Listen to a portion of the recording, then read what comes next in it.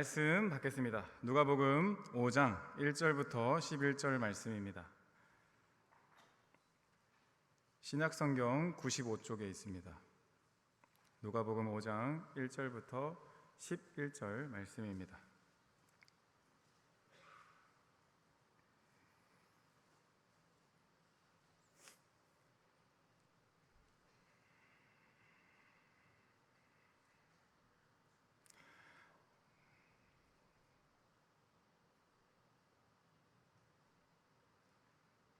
(95쪽입니다) 하나님 말씀 한 절 한 절 교독하고 마지막 절 합독하겠습니다.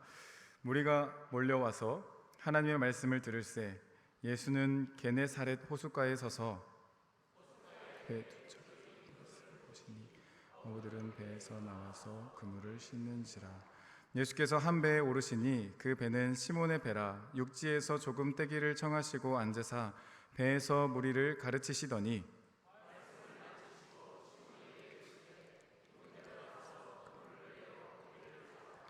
시몬이 대답하여 이르되 선생님, 우리들이 밤이 새도록 수고하였으되 잡은 것이 없지만은 말씀에 의지하여 내가 그물을 내리리이다 하고 고기를 잡은 것이 심히 많아 그물이 찢어지는지라. 이에 다른 배에 있는 동무들에게 손짓하여 와서 도와달라 하니 그들이 와서 두 배의 채움에 잠기게 되었더라. 베드로가 이를 보고 예수의 무릎 아래 엎드려 이르되 주여 나를 떠나소서 나는 죄인이로소이다 하니 이는 자기 및 자기와 함께 있는 모든 사람이 고기 잡힌 것으로 말미암아 놀라고 그들로서 시몬의 동업자인 야고보와 요한도 놀랐습니다. 예수께서 시몬에게 이르시되 무서워하지 말라 이제 후로는 네가 사람을 취하리라 하시니 함께 봤습니다. 그들이 배들을 육지에 대고 모든 것을 버려두고 예수를 따르니라. 아멘. 우리 옆에 분들과 밝은 얼굴로 인사하겠습니다. 오후 예배에 승리하셨군요. 성령의 검을 들고 승리하시기 바랍니다. 아멘. 예수님의 은혜와 평강이 사랑하는 성도님들에게 가득하시기를 축복합니다. 오늘 예수님을 만난 베드로라는 제목으로 예수님을 전하겠습니다. 성경 안에 등장하는 베드로라는 인물을 가만히 보면 참으로 흥미로운 인물입니다. 모든 것을 버리고 예수님을 따랐지만 고집이 강하고 또 때로는 엉뚱한 면이 있죠. 또 자기의 열심으로 예수님이 말씀하신 것 그 이상으로 무언가를 하려는 모습도 보이고 또 자기의 확신을 가지고 나는 절대로 예수님을 부인하지 않을 겁니다. 또 혈기 있는 모습으로 말고의 귀를 칼로 확 자르는 모습도 보여주고 그런데 그렇게 결정적인 순간에 예수님 잡혀가실 때 3번 부인해버리는 예수님을 3번 모른다고 말한 뒤에 닭이 울자 예수님의 말씀이 생각난 베드로는 낙심하고 좌절했죠. 자신의 행동에 후회하고 실망하고 낙심하고 본업 어부의 일로 돌아가는 모습을 보여주기도 했습니다. 그렇게 예수님을 떠나기도 했지만 예수님께서는 친히 베드로를 찾아가셔서 사명을 회복시키시고 성령을 받게 하셔서 복음을 전하다가 순교하게 된 인물입니다. 이처럼 베드로는 예수님을 만나고 그 안에서 은혜를 입었지만 자기가 살아서 고집도 부리고 엉뚱한 행동도 하고 자기 열심을 내고 혈기를 부리고 또 낙담하기도 하고 이런 모습을 보여줍니다. 그러나 그 안에서 베드로가 점점 다듬어져 가는 모습을 볼 때 우리는 하나님의 열심으로 변화되는 것, 성령 안에서 성화되는 우리의 모습, 하나님이 일하시고 지금도 역사하시는 모습을 우리는 이 예배 시간을 통해 생각하게 또 알 수 있습니다. 이처럼 베드로는 인간적인 거도 연약한 모습들이 예수님 안에서 다듬어져 가는 모습을 볼 때 우리는 무엇을 얻습니까? 베드로를 통해서 위로를 받습니다. 왜 그렇죠? 나의 모습에도 베드로와 같은 모습이 있거든요. 실수하고 때로는 교만하고 앞서고 감정적이고 하나님이 그런 베드로를 성령을 부어서 사용하시는 모습을 보면 우리에게 도전을 주고 또 위로를 줍니다. 성령 받은 베드로처럼 살기를 결단하지만 그렇지 못한 모습이 때로는 있죠. 그러나 오늘 말씀을 통해서 베드로가 예수님을 만나 성장하는 모습이 우리에게도 동일하게 있다는 것을 기억하시기 바랍니다. 우리 모두는 공사 중입니다. 예수님 안에 함께 지어져 가고 있다는 거죠. 초등부 친구들 안에서도 때로는 말로 상처를 주기도 하고 상처를 받기도 하고 그 안에서 성장하면서 배려하면서 자라가는 중에 있습니다. 우리 성도는 예수님을 만난 베드로의 모습을 바라보며 오늘 성도님들 우리를 죄에서 구원하신 예수님을 만났던 그 인격적인 만남, 그것을 기억하고 회복하고 성령으로 충만해지는 시간이 되시기를 예수님의 이름으로 축복합니다. 예수님을 만난 베드로, 첫째, 말씀에 의지하여 그물을 내렸습니다. 이것은 예수님의 말씀을 믿고 순종함을 의미합니다. 5절 말씀입니다. 시몬이 대답하여 이르되 선생님, 우리들이 밤이 새도록 수고하였으되 잡은 것이 없지만은 말씀에 의지하여 내가 그물을 내리리이다 하고. 아멘. 사랑하는 성도 여러분, 말씀에 의지해서 그물을 내리듯이 하나님 말씀에 믿음으로 순종하는 우리가 되기를 바랍니다. 오늘 본문에서 베드로는 밤이 새도록 그물을 던졌다고 기록하고 있습니다. 아무것도 잡지 못하고 돌아왔는데 그물을 씻고 있는데 예수님이 오셔서 말씀을 가르치시고 베드로에게 그물을 깊은 데로 가서 던져라 하셨습니다. 성도 여러분, 베드로는 직업이 어부였죠. 그런데 예수님이 어떤 직업을 가지고 있는지 몰랐을 겁니다. 목수셨죠. 밤이 새도록 그물을 던졌지만 어부인 그 본업을 감당하는 베드로가 못 잡고 돌아와서 허탕치고 돌아왔는데 예수님이 갑자기 깊은 데로 가라 하시는 거죠. 그의 반응은 어떻습니까? 우리는 알고 있듯이 말씀에 의지하여 그물을 내립니다. 뭐죠? 우리가 어떻게 예수님의 말씀에 그대로 반응하는 모습을 보였을까? 혹시 생각해 보신 적 있으십니까? 오늘 본문의 베드로는 많은 사람들은 그 베드로를 보고 예수님을 처음 만났다라고 생각하고 있습니다. 맞을까요? 결론은 처음 만난 것이 아닙니다. 베드로는 그동안에 예수님의 소문을 들어왔고 또 실제로 만났고 그분의 능력을 직접 보았습니다. 예수님의 능력을 보았지만 예수님과는 상관없는 삶을 살고 있었어요. 요한복음 1장에 가보면 형제 안드레를 통해서 베드로가 예수님을 만난 것을 우리는 알 수 있습니다. 요한복음 1장 40절 같이 받겠습니다. 시작. 요한의 말을 듣고 예수를 따르는 두 사람 중에 하나는 시몬 베드로의 형제 안드레라. 그가 먼저 자기 형제 시몬을 찾아 말하되 우리가 메시아를 만났다 하고. 잠깐 띄워주세요. 요한은 세례 요한을 말합니다. 세례 요한의 말을 듣고 예수님이 앞으로 이 구원의 사역을 이루실 분임을 조명할 때 그 요한의 말을 듣던 두 사람 중 하나가 바로 안드레였어요. 이 안드레는 베드로의 형제였죠. 이 안드레가 예수님을 만난 뒤에 이분이 메시아다라는 것을 베드로에게 들려주고 그뿐만 아니라 베드로의 손을 잡고, 다음 절 같이 받겠습니다. 시작. 데리고 예수께로 오니 예수께서 보시고 이르시되 내가 요한의 아들 시몬이니 장차 게바라 하리라 하시니라. 게바는 번역하면 베드로라. 아멘. 형제 안드레가 시몬의 손을 잡고 예수님께로 데려와서 예수님을 보여줬어요. 또 그냥 보여준 것만 끝난 게 아니라 예수님이 직접 요한의 아들 시몬이니. 자, 이것은요 마태복음 16장 17절 가보면 바요나 시모나, 예수님이 바요나라고 외치는데 이게 아람어로 바가 아들을 의미하고 요나는 요한을 의미합니다. 동명이인 세례 요한과 동명이인 베드로의 아버지 요한의 아들 시모나 부르시는 거죠. 이렇게 친히 베드로에게 게바가 반석이 될 것이다 말을 해주셨어요. 여기서 중요한 것은 베드로가 이미 예수님을 만났었다라는 거죠. 그러나 아직 예수님과는 깊은 관계가 형성되어 있지는 못한 상태입니다. 또 예수님 만난 기록이 또 있어요. 언제냐면 베드로의 장모가 열병을 앓았는데 예수님이 그 열병을 꾸짖어 치료하신 사건입니다. 이 사역은 마태복음 8장, 마가복음 1장, 누가복음 4장, 오늘 본문 앞장에 기록되어 있는데요. 즉 같은 사건을 복음서가 각자의 관점에서 기록하고 있는 평행 본문입니다. 이 본문 바로 앞에 누가복음 4장에서 우리가 오전에 받은 말씀처럼 예수님께서 성령의 인도하심을 따라 마귀에게 시험을 받으시는 기록이 있어요. 그 이후로 회당에 들어가셔서 어떤 일을 하셨습니까? 마귀의 시험을 이기시고 성경의 이사야 말씀을 펴시고 주의 성령이 내게 임하셨으니 이는 가난한 자에게 복음을 전하게 하시려고 내게 기름을 부으시고 나를 보내사 포로된 자에게 자유를 눈먼 자에게 다시 보게 함을 전파하며 주의 은혜를 전파하게 하라 하심이라. 이렇게 힘있게 선포하시고 이 말이 너희 귀에 들렸다라고 선포해 주셨습니다.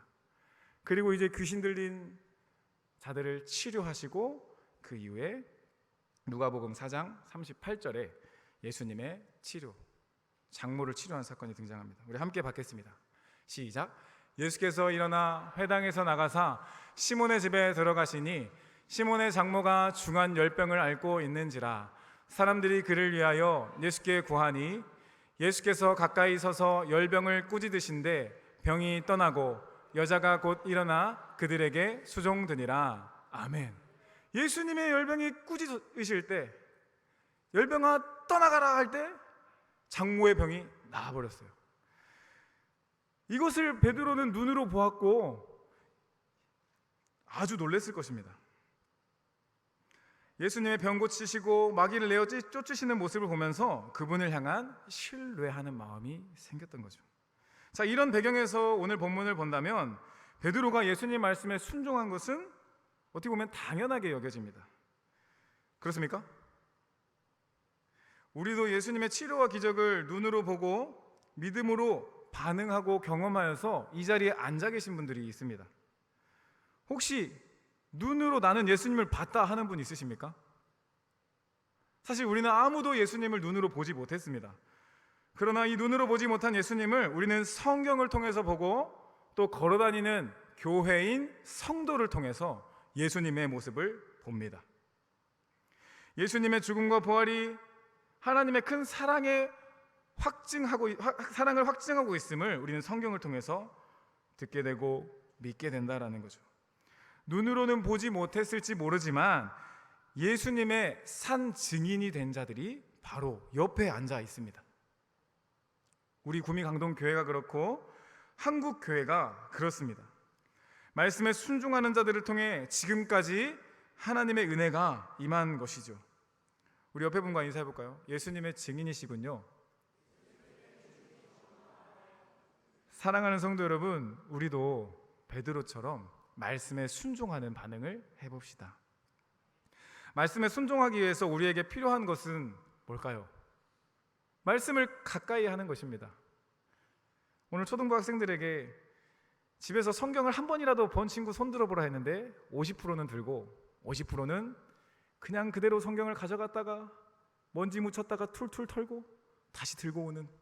그래서 우리가 성경을 더 보자, 하나님과 동행하며 말씀으로 살아보자 아이들에게 설교했습니다. 왜 우리가 말씀대로 살지 못하는지 그것은 신명기 30장 14절에 쓰여 있습니다. 하나님께서 친히 생명과 복과 저주, 화가 너희 앞에 있는데 너희가 말씀을 행하려면 이렇게 해야 한다 도전하시는 거죠. 같이 받겠습니다. 시작. 오직 그 말씀이 내게 매우 가까워서 내 입에 있으며 내 마음에 있은즉 네가 이를 행할 수 있느니라. 아멘. 보라, 내가 오늘 생명과 복과 사망과 화를 내 앞에 두었나니. 생명과 복과 사망과 화를 앞에 두셨는데 앞절 띄워주실래요? 14절을 보시면 말씀을 행할 수 있는 것에 대한 근거가 뭡니까? 말씀이 가깝고 말씀이 입에 있다. 우리가 말씀을 행하지 못하는 것은 말씀이 가까이 있지 않고 입과 마음에 없기 때문이죠. 말씀이신 예수님을 가까이 하는 삶으로 그분의 능력을 믿고 말씀을 입과 마음에 두고 살아감으로 베드로와 같이 성령 하나님의 음성에 순종하며 살아가는 성도님들이 되시기를 축복합니다. 예수님을 만난 베드로 두 번째는 엎드려 자신은 죄인이라 고백합니다.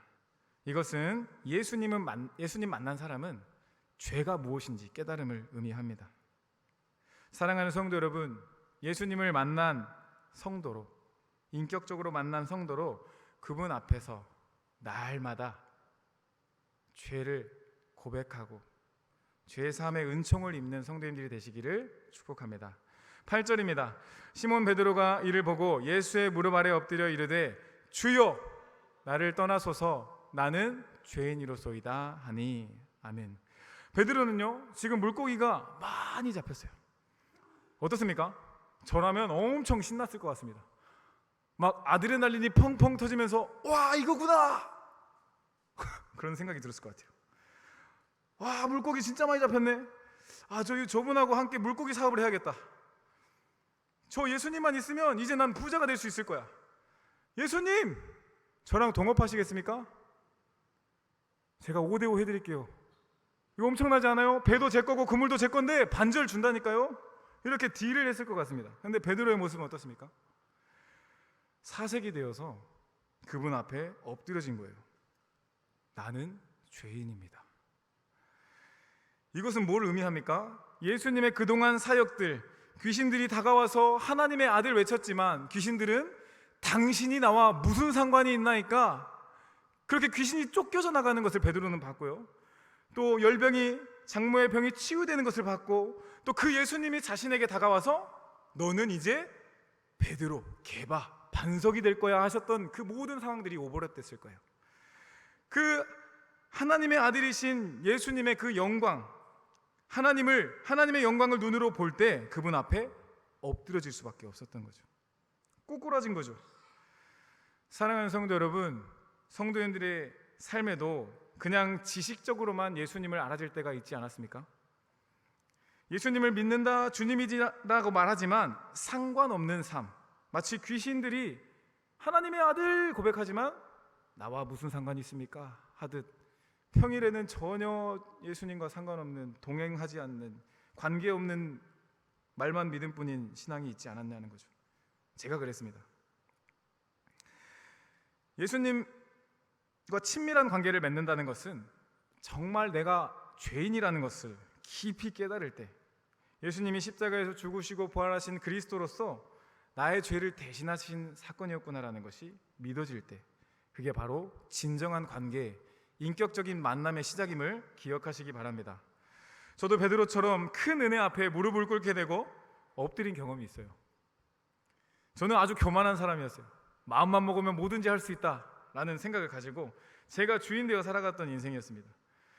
그렇게 군 생활하면서 이제 저는 꼬꾸라졌는데, 군 생활 가운데 꺾고 엎드려지게 하시는 과정을 밟게 하셨어요. 제 선임이 유도 선수였는데 맞기도 하고, 무기고 근무를 들어가면 하나하나 다 트집을 잡으면서 욕을 하고 2시간 동안 욕을 들으니까 이 제 자아가 이제 박살이 나기 시작했어요. 그리고 이제 교회를 가니까 집 떠나온 교회가 얼마나 은혜로운지, 아버님이 목사님이셨지만 아버지 목사님 말씀에도 배움과 성정이 있었겠지만 강단에 서 있는 아버지는 아버지였습니다. 아빠의 잔소리로 듣고 맨날 잠을 잤던 것 같아요. 그러나 그렇게 하나님을 간절히 찾는, 내 하나님 앞에 고꾸라지는 시간들을, 내 자금을 알게 될 때 목회자의 자녀들이 하는 실수들이 하나님의 말씀을 그대로 받는 게 아니라 아빠의 잔소리도 듣게 되는 것이 있습니다. 그랬던 제가 하나님을 의지하게 된 것은 군종 목사님 말씀. 군에서 그냥 군 교회를 가면 나의 피난처, 나의 산성, 그냥 예배당을 들어가면 눈물이 나고, 우리 교회도 그런 교회가 되기를 축복합니다. 막 군종 목사님 말씀을 들을 때 꿀송이와 같고 하나님의 말씀으로 받아지기 시작했어요. 그리고 그렇게 예수님을 인격적으로 만나게 됐습니다. 아니 벌레만도 못한 나를, 죄로 인해 죽을 수밖에 없는 나를 왜 그가 그런 일을 하셨단 말인가, 이런 마음들이 생겨나기 시작했어요.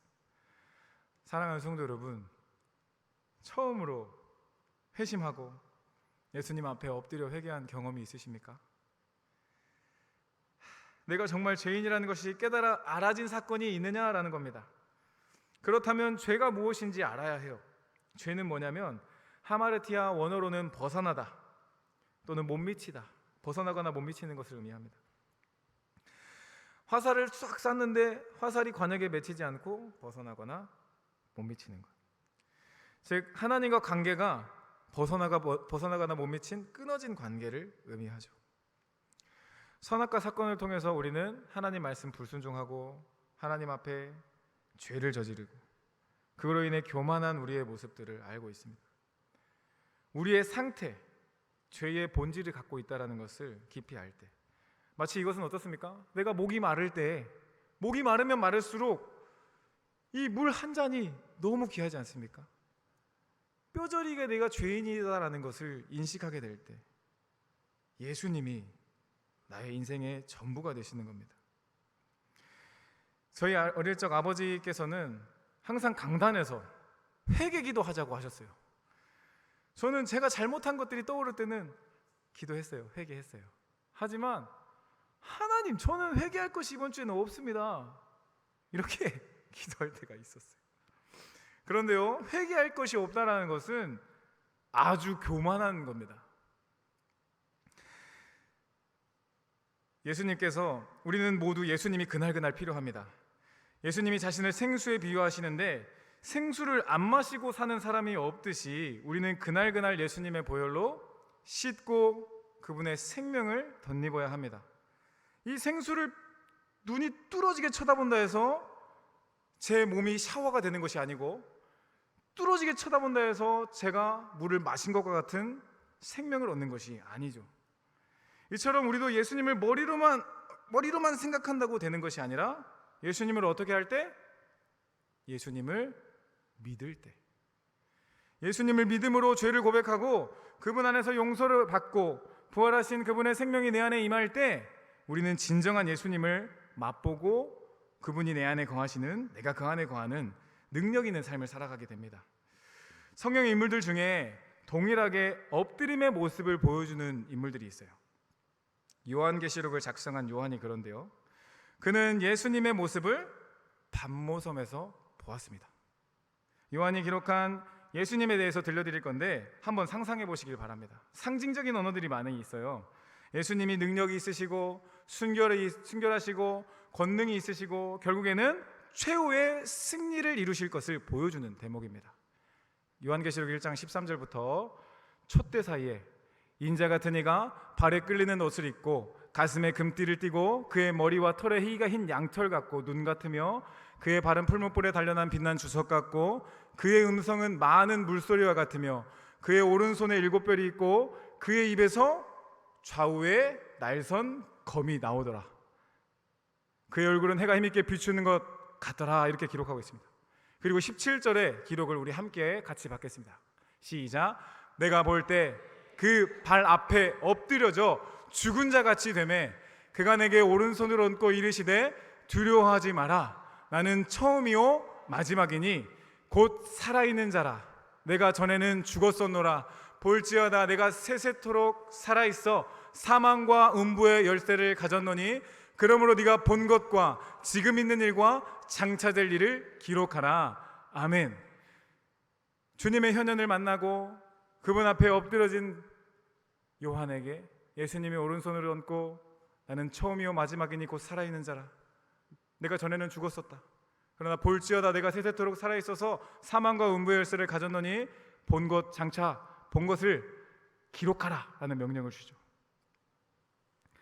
이 명령에 요한은 순종했을까요? 순종하지 않았을까요? 순종해서 요한계시록을 기록하고 요한복음, 요한 1, 2, 3서를 기록해서 오늘날 우리에게 예수님의 죽음과 부활이 하나님의 사랑임을 확증하는 믿음을 갖는 데 도움되는 성경을 기록하게, 성령의 감동으로 기록하게 하셨습니다. 또 다니엘 10장에 가보면 히데겔 환상을 맞이한 다니엘이 있어요. 다니엘이 이 예수님의 모습 앞에 엎드려질 때, 그 한 사람의 모습에 엎드려질 때 그분이 이렇게 말하죠. 큰 은총을 받은 사람이여 두려워하지 마라. 평안하라. 강건하라. 강건하라. 이제 다니엘이 그가 내게 이같이 말씀하시매 내가 곧 힘이 나서 이르되 내 주께서 나를 강건하게 하셨사오니 말씀하옵소서. 그의 인생의 태도가 바뀝니다. 예수님을 만난 인생은요, 말씀을 주십시오. 말씀에 순종하겠습니다. 결단하고 소망을 가지고 기대를 가지고 주님 앞으로 나아갑니다. 그냥 누가 시켜서 어쩔 수 없이 암송하라고 하니까 해야겠구나, 읽으라고 해야 되니까 읽어야겠구나, 이게 아니라 하나님 사랑하는 기쁨으로 구원의 은혜를 맛보았기 때문에 능히 해나가는 거죠. 또 어떤 인물이 있냐면 바울이 그렇습니다. 사도행전 9장, 22장, 26장 세 번에 걸쳐서 그의 회심 장면을 반복해서 기록하고 있어요. 9장 3절부터 5절 같이 받겠습니다. 시작. 사울이 길을 가다가 다메섹에 가까이 이르더니 호련히 하늘로부터 빛이 그를 둘러 비추는지라 땅에 엎드려져 들음에 소리가 있어 이르되 사울아 사울아 네가 어찌하여 나를 박해하느냐 하시거늘 대답하되 주여 누구시니까 이르되 나는 네가 박해하는 예수라. 아멘.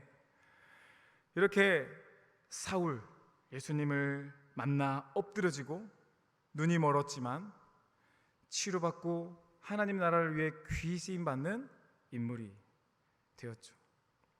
사랑하는 성도 여러분, 우리의 삶에 구원의 서정이 있습니다.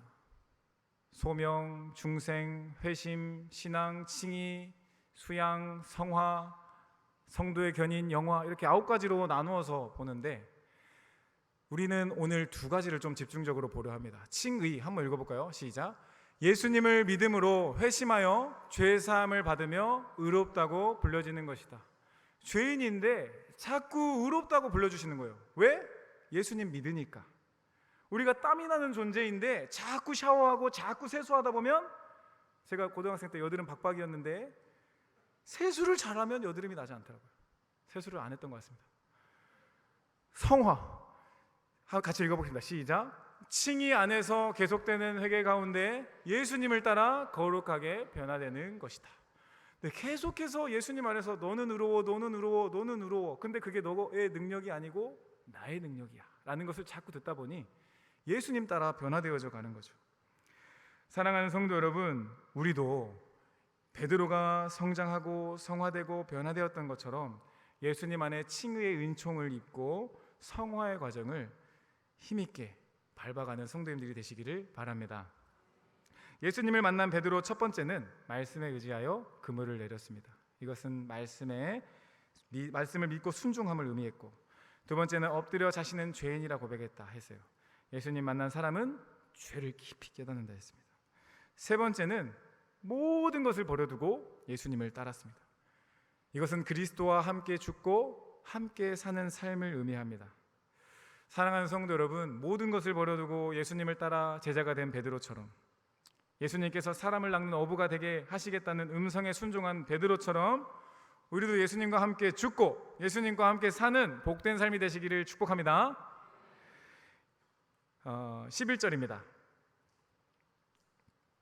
시작. 그들이 베드를 육지에 대고 모든 것을 버려두고 예수를 따르니라. 아멘.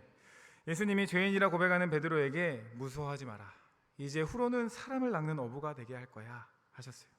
마태복음 4장 19절에서는 예수님께서 친히 내가 너를 사람을 낚는 어부가 되게 할 거다. 제가 전도폭파 훈련 1단계를 지금 교육하고 있는데, 훈련생 여러분들, 여러분 자신의 능력으로 전도자가 되려 하지 마십시오. 예수님께서 친히 사람을 낚는 어부가 되게 하겠다 하셨어요. 주체는 예수님이십니다. 예수님 바라보고 우리 함께 합시다, 이렇게 나누었는데, 그렇게 베드로는 그물과 배 모든 것을 버리고 예수님을 따르죠. 모든 것을 버리고 예수님을 따른 베드로의 모습을 보면 성도님들은 어떤 생각이 드십니까? 아, 나도 버려야 되는구나, 도망가고 싶은데 생각이 들지 않습니까? 우리 성도님들을 보면 측은지신한 마음이 듭니다. 왜냐하면 오늘날 시대는 많은 것을 요구하고 또 완벽을 추구하기 때문입니다. 빨리빨리 완벽하게. 사회가 그렇다 보니 영적인 부분에서도 하나님과 관계 속에서도 자녀됨을 누리기보다 받은 사랑에 완벽함을 돌려줘야 된다는 생각이 자리매김하기 쉬운 것 같습니다. 자녀와 부모의 관계로 있는 것을 솔직하게 말할 수 있는 관계보다는 고용주와 고용인의 관계처럼 받은 것을 실수 없이 완벽하게 돌려줘야 한다는 사고가 들어올 수 있는 것 같습니다. 좀 더 구체적으로 말하자면 하나님을 위해서 내가 무언가를 해야만 은혜를 입을 수 있다라는 그런 마음으로 분주하게 살아갈 수 있다라는 거죠. 제가 그랬습니다. 그러나 복음은 하나님께서 하신 일을 믿는 것입니다.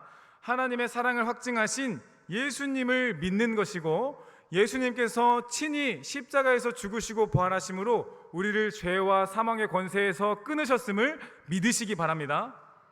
우리는 연약하지만 예수님은 권세가 많으십니다. 한번 따라 보겠습니다. 우리는 연약하다. 하지만 예수님은 권세가 많으시다. 네. 참된 자유와 평안을 예수님 향한 믿음으로 얻는 성도님들이 되시기를 바랍니다. 이럴 때 하나님이 기도할 때 우리에게 어떤 마음을 주십니까? 너는 부족해도 돼. 그러나 내가 너를 도와줄게. 라는 하나님의 음성을 듣게 됩니다. 예수님과 친밀한 관계 속에서 예수님 그분을 마음에 소유하는 기쁨을 가지고 살아가는 성도님들이 되시기를 바랍니다. 베드로는 예수님을 만난 순간 어떻게 됐죠? 세상에 가지고 있던 자동차라 할 수 있는 배를 버렸고 생업에 없어서는 안 되는 그물을 버린 거예요. 자, 우리는 왜 교회에 와 있습니까?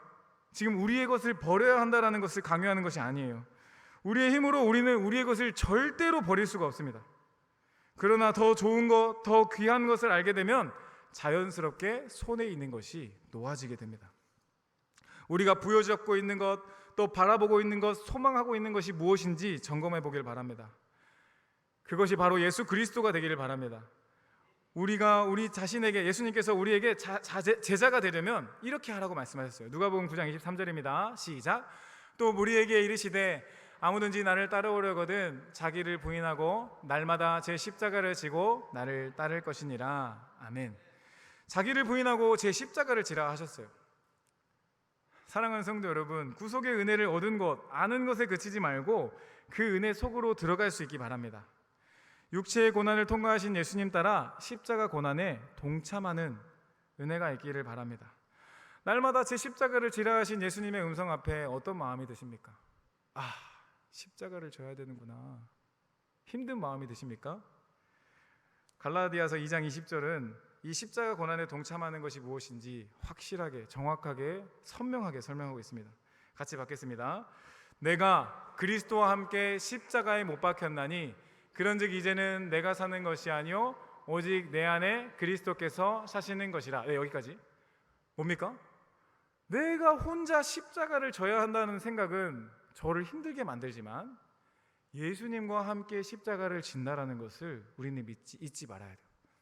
내가 그리스도와 함께 십자가에 못 박혔나니 그런즉 이제는 내가 사는 것이 아니요 내 안에 그리스도께서 사시는 것이라. 그리스도께서 사시는 것, 그분의 말씀이신 그분이 내 안에 충만하게 역사하시는 상태인 거죠. 이것을 성령 충만이고 내가 주인이 아닌 예수님이 주인 되시는 삶을 말합니다. 그리고 이제 내가 육체 가운데 사는 것은 나를 사랑하사 나를 위하여 자기 자신을 버리신 하나님의 아들을 믿는 믿음 안에 사는 것이라. 예수님을 믿는 믿음 안에 사는 것이 그리스도와 함께 십자가에 못 박히고 그분과 함께 부활의 생명을 얻는 것이다 말하고 있는 것입니다. 사랑하는 성도 여러분, 특별히 예수님과 더 깊은 관계로 나아가시기 위해서는 우리가 누구를 만나고 있는지 주변의 사람들을 점검해 볼 필요가 있습니다. 어떤 사람을 만나냐 하는 것은 참 중요한 요소입니다. 물론 우리가 바꿀 수 없는 남편, 바꿀 수 없는 아내, 뭐 어떻게 하겠습니까? 맡겨주셨으니 그것을 십자가로 지고 가야죠. 맞습니까? 그리고 직장 상사, 세상에 있는 아직 복음을 알지 못하는 자들, 또 무엇이 있습니까? 내가 선택하고 만날 수 있는 사람들은 교회 구역원들을 만나 교제하기를 결단해보자라는 겁니다. 이런 소그룹 모임 활동 가운데 우리는 예수님이 생명의 물이 되시고 그분을 지식적으로 아는데 그치지 않고 그분을 마시고 그분으로 인해 죄 씻음을 받는 것이 무엇인지 그 모임을 통해 배우고 알아가게 됩니다. 제가 성결이를 씻겨주듯이 아직 성결이는 믿음이 없어요. 그러나 그 영혼을 씻겨주듯이 마치 구역장님, 믿음이 장성한 구역장님들이 사랑하는 성도님들을 씻겨주실 겁니다. 예수님의 복음으로 믿음으로 충만할 수 있도록 도움 줄 겁니다. 주일에 받은 말씀으로 그것을 다시금 되새김질하고 묵상하며 살아갈 수 있도록 돕는다라는 거죠. 예수님의 은혜를 배우고 죄 씻음과 부활의 생명을 얻는 믿음, 이것이 성장하는 데에는 말씀을 듣는 예배 시간뿐만 아니라 소그룹만한 것이 없다라는 것을 기억하시기 바랍니다. 영국의 조지 휘필드라는 유명한 부흥가, 설교가가 있습니다. 그는 18세기의 부흥운동의 중심이었던 신학자로서 미국의 대각성 운동을 일으켰던 인물입니다. 그는 설교에 강했지만 조직을 편성하는 데는 약했어요. 수많은 사람을 설교로 감동시키고 회심자를 낳았지만 그가 다녀갔던 곳은 시간이 지난 뒤에 아무것도 남지 않았습니다. 물론 그때 은혜를 받은 사람들이 각 개교회로 흩어져서 주님의 교회를 세워갔을 것이겠죠. 반대로 존 웨슬리는 한 지역을 택해서 말씀을 선포하고 오랫동안 그곳에 머물면서 같이 교제하고 밥을 먹고 소그룹을 세워가는 일에 힘썼습니다. 그렇게 존 웨슬리는 세워진 공동체를 훈련시키고 성장시키게 도왔고 그 소그룹은 오늘날의 감리교단의 시작점이 되었어요. 이것은 무엇을 의미합니까? 말씀 선포의 은혜를 받을지라도 그 은혜가 소그룹 나눔과 교제가 없다면 결국 뿔뿔이 흩어지게 되지만, 능력 없는 삶을 살 수 있지만 소그룹을 통해 성도 간의 관계가 형성되고 예수님의 마음으로 서로를 바라보고 예수님의 사랑을 실천하는 장소가 이 소그룹이 된다면 함께 성장하는 은혜가 있다라는 겁니다. 바라기는 우리 교회가 말씀의 은혜를 받고 흩어지는 전자와 같은 교회가 아니라 말씀 받고 소그룹에서 다시 한번 말씀을 되새기고 묵상하고 그 안에서 협력하고 선을 이루고 사랑하며 세워져가는 튼튼한, 그래서 많은 영혼들이 몰려오는 복된 교회가 되기를 예수님의 이름으로 축복합니다. 특별히 담임 목사님 통해서 금요 기도회 시간에 우리는 믿음으로 보화를 보았어요. 믿음으로 어떤 보화를 보게 하셨냐면, 학교 기도 모임을 통해서 학교를 위해 기도하고 이 지역을 위해 기도하며 구미의 성시화를 바라보는 믿음의 눈을 열어주셨습니다. 믿음으로 보게 한 보화를 우리가 기도로 캐낼 수 있기를 바랍니다. 구미의 10%의 영혼을 품고 세워가는 교회가 되기를 바랍니다. 말씀을 정리합니다. 예수님을 만난 베드로 말씀에 의지하여 그물을 내렸죠. 말씀에 믿음으로 순종합시다. 엎드려 자신은 죄인이라 고백했듯이 우리도 그날 물로 세수하고 물을 마시며 살아가듯 예수님 믿는 믿음 가지고 그날 회개의 은혜를 입고 살아가시는 예수님의 생명을 소유하며 살아가시기를 바랍니다.